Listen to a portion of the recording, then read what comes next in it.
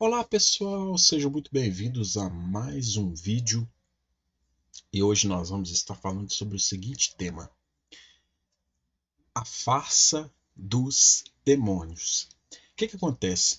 Eu já fiz um vídeo aqui no meu canal se uma pessoa pode ser possuída por demônios, né? Apresentei esse material aqui no canal, só que eu resolvi dar um upgrade nesse material e esse material atualmente agora tem 7 páginas, tá?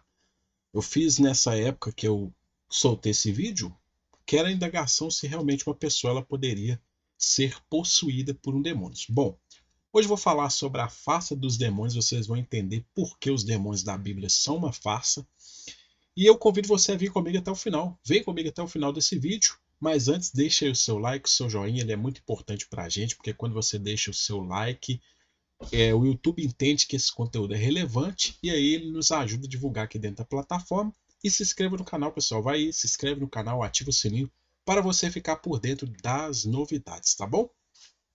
Bom, olha o que vai dizer aqui, ó. Nas escrituras e na teologia católica, esta palavra passou a significar o mesmo que diabo. Qual a palavra? Demônio, tá? E denota um dos espíritos malignos ou anjos caídos. Então, na teologia católica, quando você quer falar, por exemplo, do Satanás, do diabo e etc e tal, né, do tinhoso, fala-se demônio, atribui a ele a demônio. Aí vocês vão entender o porquê disso na teologia católica, tá? E de fato, em alguns lugares do Novo Testamento, onde a Vulgata, de acordo com o grego, tem daemônio, nossas versões vernáculas leem diabo. A distinção precisa entre os dois termos no uso eclesiástico pode ser vista na frase usada no decreto do Quarto Concílio de Latrão, Diabolus enim et ali daemones, o diabo e os outros demônios. Ou seja, todos são demônios e o chefe dos demônios é chamado de diabo. Essa distinção é observada na Vulgata do Novo Testamento, onde diabolos representa o grego diabolos e em quase todos os casos se refere ao próprio Satanás, enquanto seus anjos subordinados são descritos de acordo com o grego como daemones ou daemonia. Isso não deve ser tomado, entretanto, como indicação de uma diferença de natureza, pois Satanás está claramente incluído entre os demônios, tá? Então, é uma pequena adendo aí para vocês. Mas, embora a palavra demônio esteja agora praticamente restrita a esse sentido sinistro, era diferente com o uso anterior dos escritores gregos. Então, ou seja, o seu uso anterior do que se tem hoje no meio cristão era totalmente diferente do que é colocado nos dias de hoje. Hoje tem um termo negativo. Quando você fala de demônio, você fala de Satanás, de diabo, que é tudo a mesma coisa. Ou seja, era-se colocado ali. Hoje é colocado como um termo negativo, mas antigamente não se tinha essa negatividade. Por quê? A palavra que aparentemente é derivada de daio, dividir ou repartir, originalmente significava um ser divino. Era ocasionalmente aplicada aos deuses e deusas superiores, mas era mais geralmente usado para denotar seres espirituais de uma ordem inferior entre deuses e homens, tá? Em sua maioria, esses eram seres benéficos e seu ofício era um tanto análogo ao dos anjos na teologia cristã. Então, ou seja, antes eles eram seres benéficos, que passaram a ser seres maléficos na teologia cristã. É diferente isso, né? Complicado, né? Da onde que os cristãos tiraram isso? Né? Fica complicado. Assim, o adjetivo eidaimon, feliz, demônio, alguns desses demônios gregos, no entanto, eram maus e malignos. Daí temos a contrapartida de eudaimonia, que é felicidade, e kakodaimonia, que denotava infortúnio ou, em seu significado mais original, estar sob a posse de um demônio maligno.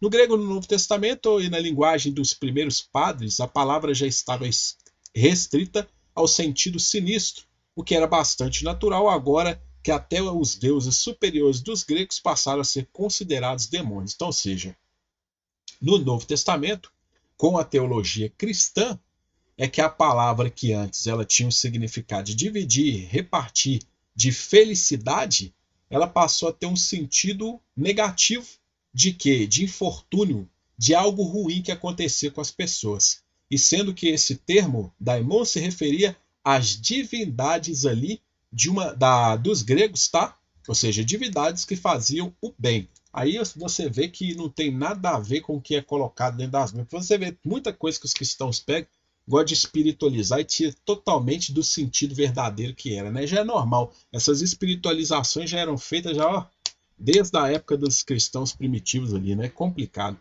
Temos um curioso exemplo da confusão causada pela ambiguidade e variação no significado da palavra e no caso do célebre daimon de Sócrates. Isto tem sido entendido em mau sentido por alguns escritores cristãos que fizeram questão de censurar o fato de que o grande filósofo grego ter sido acompanhado e instigado por um demônio. Olha só para vocês verem. Eles não entendem o termo, que o termo daimônia significa, no caso, essa questão aqui, ó, porque tá tudo aqui, tá, pessoal? Aqui, ó. Para você ver que significava aqui, ó, no caso, eudaimônia, significava aqui, ó, felicidade. Cacodaimônia denotava infortúnio.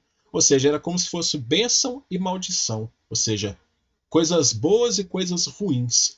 Não denotava ali na questão de um ser espiritual que faria o mal. Até porque, originalmente, significava um ser divino e era ocasionalmente aplicado aos deuses e deuses superiores, mas era geralmente usado para denotar seres espirituais de uma ordem inferior entre deuses e homens, tá? Tem até os chamados lamaço, né, ou lama, também que eu explico aqui nesse material também. Você pode adquirir esse material para você ter todo o conteúdo completo só sobre esse tema dos demônios, tá? Tem 7 páginas esse esboço aqui. Temos um curioso exemplo da confusão, né, que eu expliquei de Sócrates, que as pessoas colocam achando que Sócrates estava sendo instigado por demônio, mas como o cardeal Manning mostra claramente seu artigo sobre o assunto, a palavra aqui tem um significado muito diferente. Ele aponta para o fato de que tanto Platão quanto Xenofonte usam a forma daimonion, que Cícero corretamente traduz como divinum aligide, algo divino. E após um exame minucioso do relato do assunto feito pelo próprio Sócrates nos relatos transmitidos por seus discípulos, conclui que os impulsos do dêmon foram os ditames da consciência, que é a voz de Deus. Então, ou seja, aqui já se atribui dentro da questão filosófica de que esse demon, ou daimon, ele significa justamente, ou seja, uma questão da consciência da pessoa, tá? Os ditames na consciência. Aí já não entra nem na questão de espíritos. Já começa a colocar a consciência da pessoa conflitando, ou seja, ora a consciência conflita para fazer o mal, ora a consciência conflita para fazer o bem. Aí, ou seja, onde vai parar a crença dos demônios aí agora? Fica complicado, né?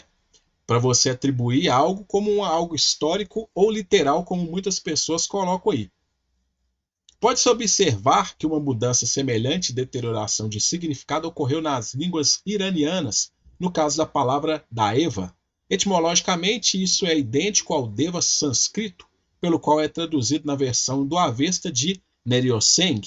Mas enquanto os devas da teologia indiana são deuses bons e beneficentes, os daevas do Avesta são espíritos odiosos do mal. Então, ou seja, esse reflexo ele se deu em outras culturas. Então você veja que esse daimônio, que é traduzido como demônio, nada tinha a ver com um espírito maligno, como as pessoas na teologia cristã têm colocado aí, né? Ou seja, tinha a ver com o quê? E dentro da filosofia, já entra na questão do que? Da própria consciência da pessoa conflitando ali. Aí já não é nem um espírito bom ou ruim, já é a consciência da pessoa conflitando. Aí para onde que vai a crença dos demônios? Ou seja, ela some. Mas vamos lá para as lendas judaicas para vocês verem aqui. Isso aqui todo é o conteúdo, tá, pessoal? Olha só para vocês verem. Tudo isso aqui é o conteúdo do esboço. Se você quiser adquirir, os meus contatos estão aí na descrição do vídeo. Eu explico sobre lama aqui, ó. Tá vendo aqui? Tem as questões lá dentro da Mesopotâmia. Mas vamos para a questãozinha judaica aqui para vocês verem, tá? Então, ou seja, quem quiser adquirir o material, você pode entrar em contato comigo aí, adquirir o material que está aqui. Mas vamos lá. Dentro da cultura judaica, Alan Uterman diz o seguinte sobre os demônios. Olha o que ele vai falar. Demônios foram criados ao anoitecer da sexta-feira da criação. Deus, com o Shabat se aproximando, não teve tempo de dar-lhes corpos e assim permaneceram espíritos desencarnados. Não têm sombra nem polegares, voam pelo ar, conhecem o futuro e são mortais. Demônios cercam os humanos por todos os lados, esfregando-se neles para gastar suas roupas e provocar doenças. Se os homens pudessem enxergá-los, ficariam apavorados. Suas pegadas, semelhantes às de um galo, podem ser seguidas aspergindo-se no chão uma cinza especial. Os demônios podem ser controlados pelo poder da magia, por Mezuzot e por amuletos, e alguns rabinos alegaram que podiam entender o que diziam. Eles frequentam assiduamente árvores, ruínas e toaletes, e há até mesmo uma prece de proteção para ser dita antes de ir ao banheiro. Atacam aqueles que dormem sozinhos, os que saem à noite desacompanhados ou aos que fazem coisas aos pares. Houve um tempo em que era considerado perigoso beber água em determinados períodos porque havia caído nela o sangue menstrual das demônias. Olha só para você ver todo esse conceito que existe dentro da lenda judaica. Os cabalistas modernos afirmam que hoje a natureza humana é diferente e já não se aplica a ela muitos dos perigos oriundos dos demônios. Alguns demônios são anjos caídos, outros são personificados como Agrat Bat Mahalat, uma rainha demônia, Asmodeus, que é turbulento rei demônio, Samael, o arquidemônio, que é identificado com Satã, e Lilith, que fazem os homens terem poluições noturnas para gerar filhos demônios. Há um costume ainda praticado em Jerusalém de espantar esses filhos do corpo morto de seu pai, andando em círculo com o cadáver antes do sepultamento e atirando moedas em diferentes direções para distrair os filhos dos demônios. O demônio, que é Tev Meriri, tem o corpo escamoso, uma cabeça de bezerro com chifre e só é coberto de pelos e tem um olho no peito. Sua mera visão é bastante para causar a morte de alguém. No Shabat, os demônios não têm poder e voltam para sua casa no buraco do grande abismo, que é a área sob controle do Sitra Akra.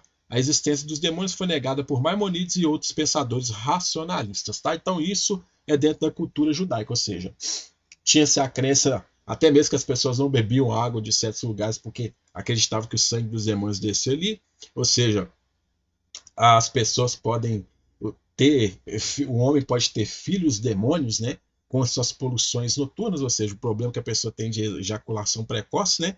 Então aí fica aí complicado. Então aí várias outras coisas. Quem quiser adquirir esse material, pode entrar em contato comigo, tá, pessoal? Vocês podem entrar em contato comigo para vocês adquirirem esse material e terem acesso a todo esse conteúdo. Então fica esse vídeo de hoje para vocês verem que é mais uma farsa desmistificada aí através aí da questão bíblica, tá? Então, ou seja, a crença nos demônios, esses demônios que eles colocam aí como seres malignos, nada mais era do que espíritos, nem espíritos, né? Era um vocábulo que designava a questão do infortúnio e a questão de algo bom, de felicidade. E também entre os filósofos era o que? O conflito da consciência. Nada tinha a ver com o ser imaterial que causa o mal às pessoas. Ou seja, essa é a ideia que veio posteriormente com os pais das igrejas, tá? Então fica esse vídeo para vocês. Não deixe de curtir, comentar, compartilhar. Se você quiser se inscrever no canal, se inscreve aí no canal, ativa o sininho para você ficar por dentro das novidades que são colocadas aqui. E se você quiser algum dos meus materiais, tanto esse como qualquer outro, pode entrar em contato comigo, os meus contatos estão na descrição do vídeo. Ou se você quiser ajudar o meu trabalho, meu Pix está aí, você pode estar ajudando para dar continuidade a tudo isso que tem sido colocado aqui constantemente. No mais, eu desejo muito sucesso, um grande abraço e até a nossa próxima oportunidade.